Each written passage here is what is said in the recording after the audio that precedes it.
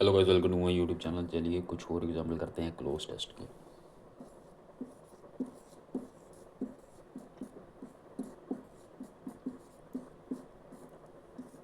ये जो cloze test है ये काफ़ी इंपॉर्टेंट है आपका, ये हर बार आता है। CGL, CHSL, JKSSB, railway. Guys हर जगह ये आता है, कॉम्पिटिटिव एग्जाम में काफ़ी ज़्यादा इंपॉर्टेंट है ये। CHSL, JKSSB रेलवे में आता है, हर जगह काफ़ी ज़्यादा इंपॉर्टेंट है, इसे काफ़ी इंपॉर्टेंट मान के चलो, क्योंकि इसी में से आपके 4 या 5 नंबर के क्वेश्चन बन जाते हैं इसी क्लोज टेस्ट में से। ठीक है, एक एग्जांपल लेते हैं। The old gentleman.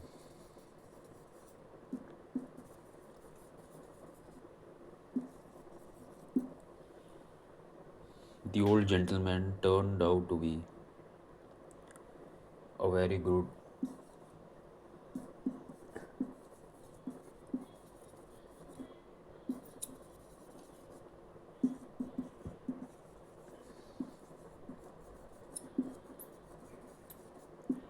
तो इसमें टर्नड आउट जो है ना, मैं बता रहा हूँ आपको, ये ऐसे 4 एग्जांपल दी जाएंगी आपको यहाँ पे। मतलब ये तो मैं एग्जांपल दे रहा हूँ आपको, ये सेंटेंस है। जैसे टर्नड इन, सेकंड ऑप्शन है इसका टर्नड ओवर,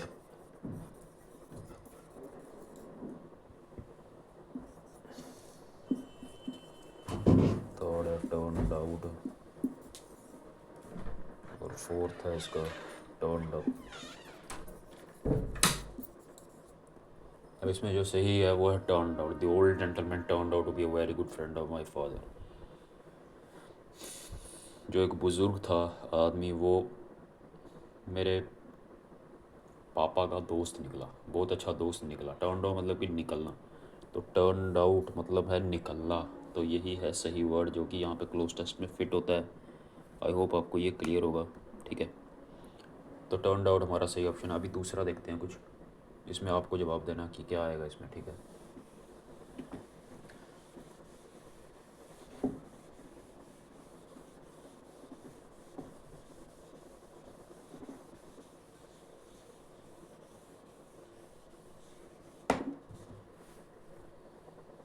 तो गाइस ये हमारा सेकंड सेंटेंस है।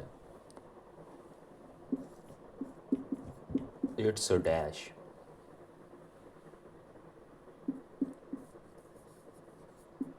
दैट यंग पीपल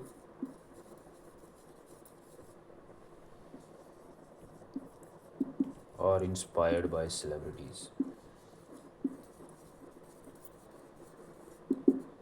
तो गाइज ये बोल रहा है it's a dash that young people are inspired by celebrities. ठीक है,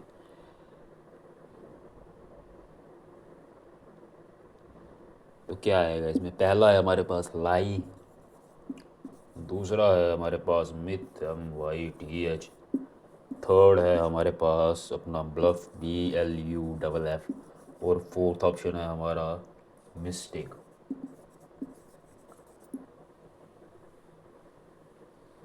तो गाइज ये तो लाई तो हो नहीं सकता कि ये झूठ है कि यंग पीपल इंस्पायर्ड होते हैं सेलिब्रिटीज, होते भी हैं। ब्लफ भी नहीं हो सकता, मिस्टेक भी नहीं हो सकता। हाँ, मिथ ज़रूर हो सकता है। मतलब कि एक मिथ मतलब कि एक लोगों ने अपने अंदर कोई सोच बनाई हुई है ना, वो मिथ, MYTH, मिथ है ये। मतलब हो भी सकता है, नहीं भी हो सकता है, किसी को पता नहीं है। कोई होता है इंस्पायर, कोई नहीं होता है। एक अपना मतलब एक अपना बोलने का नज़रिया है या सोचने का नज़रिया है, मिथ बोलते हैं उसको। मिसकंसेप्शन, एक मिसकंसेप्शन है ये myth, that young people are inspired by celebrities. मतलब यंग पीपल सेलिब्रिटी से इंस्पायर हो भी सकते हैं, नहीं भी हो सकते हैं। ठीक, नेक्स्ट करते हैं हमारा।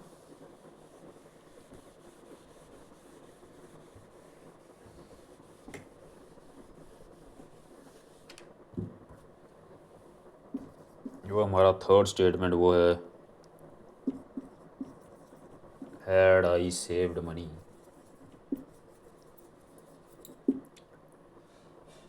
I dash a new car.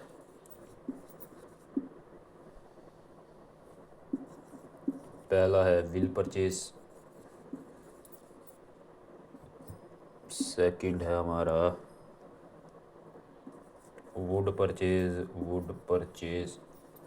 Third है वुड हैव परचेज। और फोर्थ ऑप्शन है हमारा परचेस्ड। ठीक है, had I saved money I dash new car.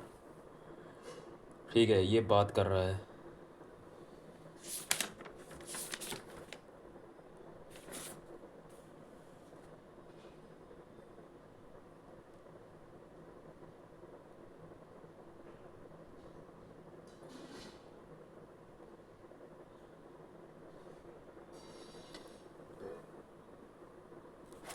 काश मैंने मनी बचाई होती और I would have saved purchase new car, और मैंने एक नई कार ले ली होती। वुड हैव परचेज मतलब ख़रीद ली होती। ठीक है, पास्ट है ना ये, तो ये भी परचेज भी पास्ट टेंस है आपका। यहाँ पर ये चेज तो नहीं हो सकता, ये भी नहीं हो सकता, परचेज भी नहीं हो सकता, क्योंकि यहाँ पर सिंपल परचेज है। और हैड आई सेव्ड मनी ये बात कर रहा है पास्ट की। Had I saved money I would have purchased new car. ठीक है, तो ये थर्ड ऑप्शन है। चलिए अगला देखते हैं।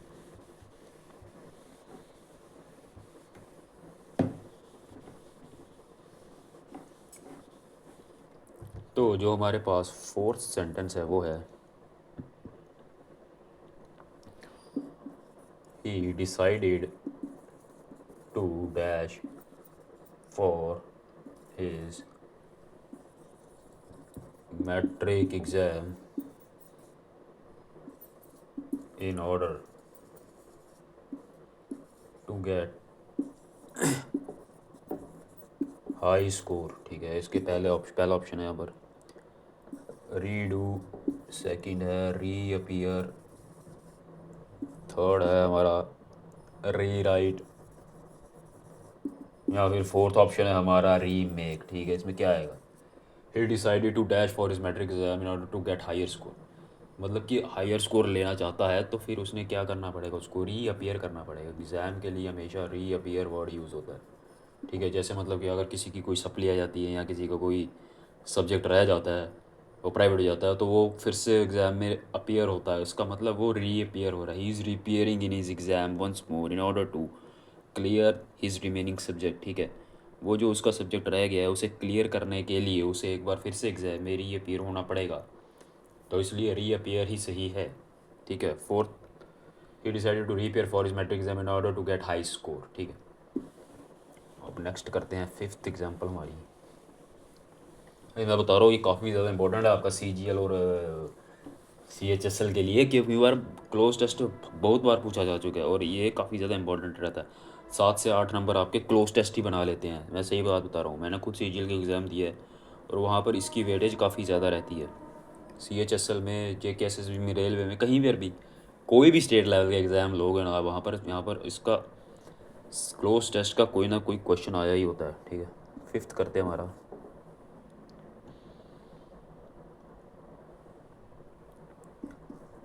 The chairman is ill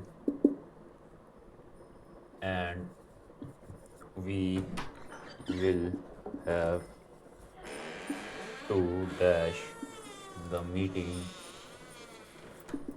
in few days। ठीक है, तो हमारे ऑप्शंस हैं यहाँ पर। पहला है हमारा पुट ऑन, सेकंड है पुट ऑफ, थर्ड है पुट अवे, और फोर्थ है पुट ऑफ, एक एफ के साथ और ये दो। The chairman is ill and we will have to dash the meeting in few days. Chairman बीमार है और हमें क्या करनी पड़ेगी, मीटिंग को। अगर चेयरमैन बीमार है तो मीटिंग को ऑफ रखना पड़ेगा ना, क्योंकि अगर वो चेयरमैन ही नहीं होगा तो मीटिंग क्या करेंगे, तो इसलिए इसका ऑप्शन है पुट ऑफ। ठीक है, पुट ऑफ मतलब कि मीटिंग कैंसिल कर दो, एक किस्म से पुट ऑफ कैंसिल के लिए यूज़ होता है। ठीक है, तो ये इसका सही ऑप्शन है, ऑप्शन सेकंड पुट ऑफ। चलिए नेक्स्ट करते हैं।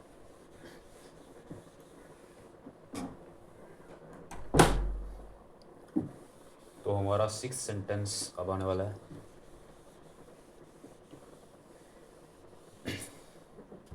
जो 6th सेंटेंस हमारा वो है,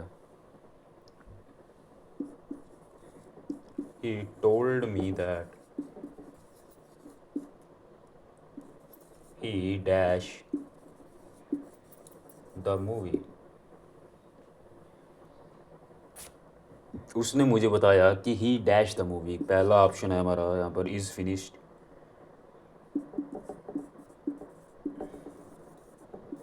हैज़ फिनिश्ड, हैड फिनिश्ड, या फोर्थ ऑप्शन है हमारा not finished. He told me that he dash finish the movie, या टोल्ड आप देख सकते हैं, ये सेकंड फॉर्म लगी है वर्ब की, जो है हमारा पास्ट टेंस। तो पास्ट टेंस में ये बात कही है, तो इसलिए जो आंसर है वो भी पास्ट टेंस में ही आएगा। ये आपका सिंपल एक अप्रोच बन जाती है कि जब वहाँ पर सब्जेक्ट के साथ पास्ट टेंस लगाया तो आंसर में भी पास्ट टेंस आएगा। तो इसका आंसर आएगा हैड फिनिश्ड। उसने वो मूवी ख़त्म कर दी थी, ठीक है। उसने मुझे बताया कि उसने वो मूवी ख़त्म कर दी है, ठीक। मतलब उसने वो मूवी देखना ख़त्म कर दी है, देख लिए पूरी। तो ये आपका सिंपल है। अगर सब्जेक्ट के साथ सेकंड फॉर्म ऑफ वर्ब लगी है तो इसमें आंसर में भी आपकी सेकंड फॉर्म ऑफ वर्ब ही लगेगी, यानी पास्ट टेंस ही लगेगा। तो चलिए अगला करते हैं, 7th हमारा।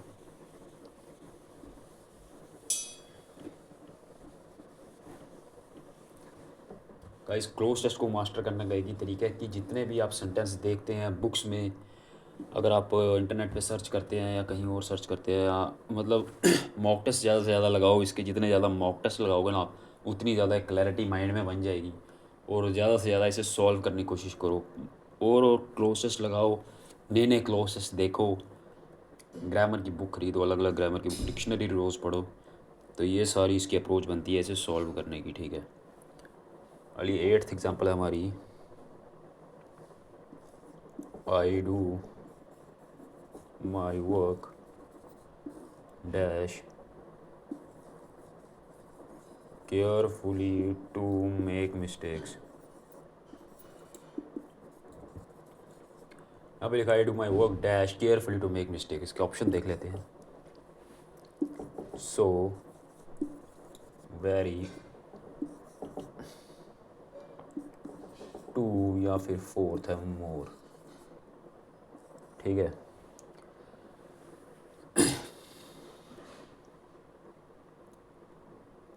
मैं अपना काम बहुत केयरफुली करता हूँ, टू मेक मिस्टेक्स, ठीक है। यानी कि to carefully, to avoid mistakes आता है यहाँ पे। सॉरी गाइस, मेक नहीं आया, तो अवॉइड मिस्टेक्स। अगर वो अपना काम केयरफुली करेगा तो वो मिस्टेक करेगा या अवॉइड करेगा। तो यहाँ पर वो काफ़ी ज़्यादा केयरफुली करता है अपना काम, ताकि वो मिस्टेक अवॉइड कर सके। तो यहाँ पर सही ऑप्शन है टू, ठीक है।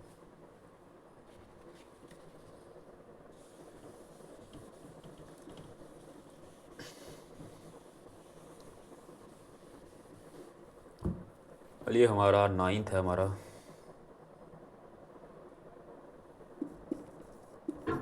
The cat and dog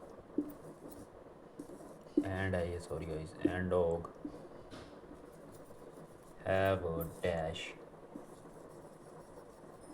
dash enemy in the rat. इसके ऑप्शंस हैं सेम, कॉमन, म्यूचुअल, और फोर्थ सिमिलर। तो इसका सही ऑप्शन है कॉमन एनिमी, क्योंकि कॉमन मतलब दोनों के बीच का एक ही है, कॉमन। जैसे हम बोलते हैं कॉमन रोड। कॉमन रोड मतलब कि लेफ़्ट साइड और राइट साइड के जो पैसेंजर्स है वो यही रोड यूज़ करते हैं, कॉमन रोड है। उन दोनों के बीच में, जैसे कि लेफ़्ट साइड की बिल्डिंग्स और राइट साइड की बिल्डिंग में एक कॉमन रोड बना हुआ है, जहाँ पे उस कॉमन का मतलब होता है दो पार्टनर के बीच में एक कोई रास्ता। यानी कि जो कॉमन जैसे कॉमन थिंग है, this is a common thing for both of us, हम दोनों के लिए ये एक ही चीज़ चल रही है, कॉमन मतलब जो सेम हो। Common enemy the rat, enemy एक है रैट, तो दो ऑब्जेक्ट्स हैं कैट एंड डॉग, इन दोनों के बीच में जब कॉमन आ गया ना तो फिर एक ही इनका ऑब्जेक्ट बन जाता है रैट। तो ये कॉमन है, वो बिल्कुल सही वर्ड है इन दो को डिस्क्राइब करने के लिए, इन दोनों को एनिमी डिस्क्राइब करने के लिए, जो कि है कैट और डॉग का, और वो है rat. Rat is a common मतलब रैट एक ही है, सिंगुलर एनिमी है उन दोनों का, इसलिए हमने कॉमन वर्ड यूज़ किया है। ठीक है, नेक्स्ट करते हैं हम।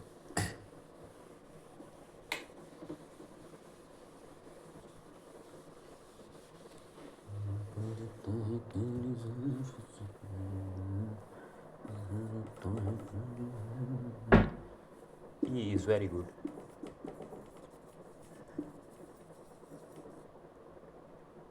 Very good dash.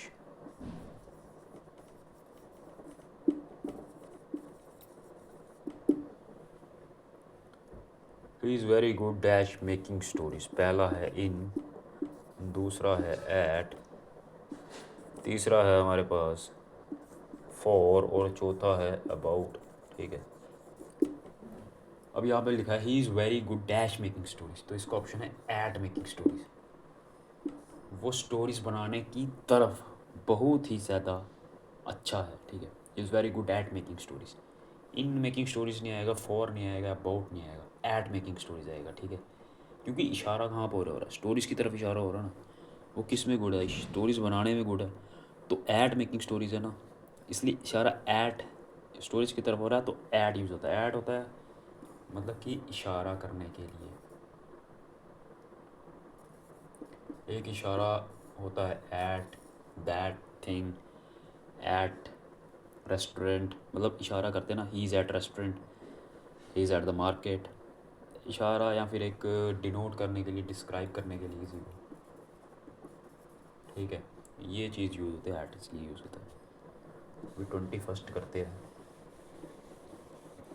भाई, इसमें भी आपको सिंपल एक क्लोज टेस्ट करवा रहा हूँ, इसमें ज़्यादा ग्रामेटिकल सेंस की ज़रूरत नहीं है, लेकिन और भी काफ़ी ज़्यादा वो हैं जिसमें रिलेशनशिप काफ़ी अच्छी तरह चाहिए, वर्ब नाउन और सब्जेक्ट प्रेडिकेट के बीच में एडजेक्टिव एडजेक्टिव देखने पड़ते हैं उसमें काफ़ी ज़्यादा, तब जाके एक सही ऑप्शन टिक होता है। 20 हमारा कौन सा था ये, सॉरी गाइस, नंबरिंग 10th था शायद, 11 था, 10th कर देते हैं, 10th कर देते हैं। नहीं, मैं बुक से पढ़ा रहा हूँ तो बुक्स में नंबर अलग अलग हैं, तो मैं बीच बीच में से आपको चुन चुन के पढ़ा रहा हूँ ना, तभी वो कन्फ्यूजन बन रही है। The farmer may be old, but he is dash energetic। तो गाइस यहाँ पर मे लगा हुआ है, यानी कि उसकी बता रहा है कि हो सकता है फार्मर ओल्ड है, लेकिन ही इज़ डैश एनर्जेटिक, तो उसकी एक विशेषता बताने की कोशिश हो रही है, तो इसमें हमेशा पॉजिटिव सेंटेंस ही यूज़ होगा। ठीक है, अगर एक विशेषता बता रहे हैं उसकी, लेस एनर्जेटिक, लेस एनर्जेटिक तो नहीं होगा क्योंकि ये नेगेटिव बता रहा है आपको। मोर एनर्जेटिक, थर्ड है हमारे पास मोस्ट एनर्जेटिक,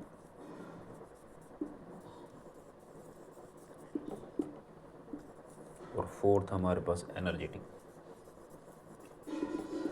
ये तो नेगेटिव है, ये नहीं होगा। और मोर एनर्जेटिव, ये एक मतलब कि कंपैरेटिव है, कंपैरिजन तो इसका खो नहीं रहा है, इसके लिए ये मोर कंपैरेटिव के लिए यूज़ होता है, ये भी नहीं हो सकता।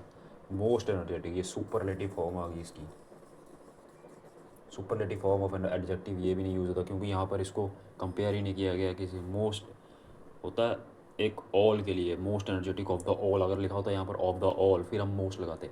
सिंपल एनर्जेटिक ही होगा इसका, क्योंकि यहाँ पर सिंपल उसकी विशेषता बता रहा है कि वो एनर्जेटिक है। फॉर्मर ओल्ड हो सकता है लेकिन वो काफ़ी एनर्जी वाला ही इज़ एनर्जेटिक। ठीक है, सॉरी एनर्जेटिक नहीं आना था यहाँ पर, मैंने पहले लिख दिया, सिर्फ एनर्जेटिक है यहाँ पर, एनर्जेटिक नहीं था, तो ये आप देख लेना इसको। आई होप आपने जितने क्लोज टेस्ट किए हैं आपको समझ आएंगे, आगे होंगे। मिलते हैं नेक्स्ट क्लास में, तब तक के लिए थैंक यू। लाइक कीजिए, सब्सक्राइब कीजिए, बार बार प्रैक्टिस कीजिए, ये स्टेट एग्जाम के लिए काफ़ी ज़्यादा इंपॉर्टेंट है। Thank you.